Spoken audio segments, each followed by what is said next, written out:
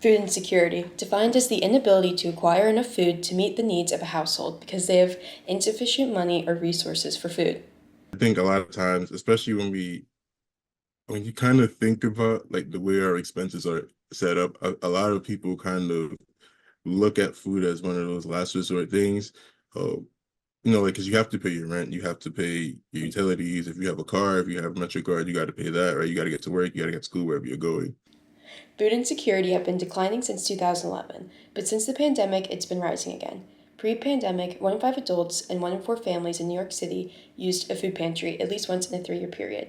As of 2023, these rates have nearly doubled.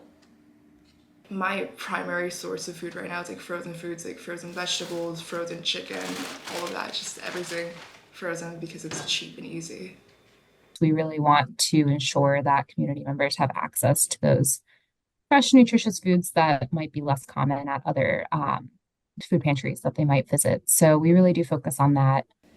Adults who are food insecure were found to have a 32% greater odds of being obese.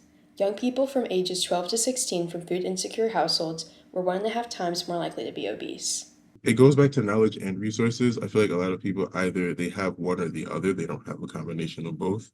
And it gets a little tricky because you can have the resources, right? But you don't necessarily have the knowledge to use it. For example, if you have a store near you or if you get fresh produce at a decent price, you have those resources, but that doesn't necessarily mean that you know how to use it. Around 4 out of 5 food pantry recipients felt that City Harvest helped them to access nutritious food options.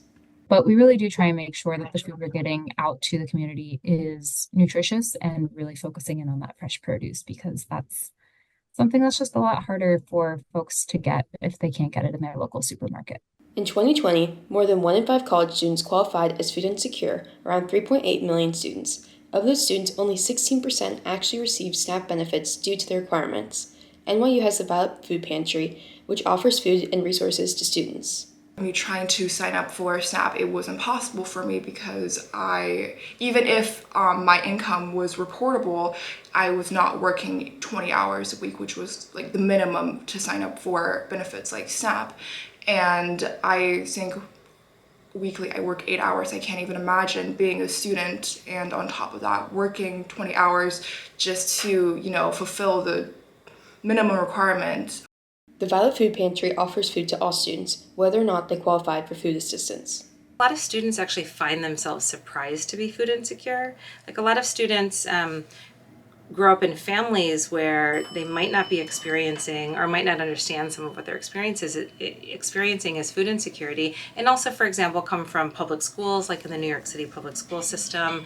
Breakfast and lunch is provided, so they might just have a different orientation toward food, right? A different experience with food and food access, but then come to college and those kinds of programs don't exist for college students. The Violet Food Pantry offers food to all students, whether or not they qualified for food assistance. Yeah, I think this program is very important and essential to students, especially those coming from a more like lower income background where sometimes like the meal plan is like not enough for what is able to feed them. And living in New York, one of the most expensive cities in the world, that'd be really hard without like help from elsewhere. Now with access to the Violet Pantry, Wendy says she's able to easily increase her daily intake of fresh fruits and vegetables. With government subsidies at risk and the ever-increasing prices of groceries, food pantries are more important now than ever. For Cooper Square News, I'm Abby Bauman.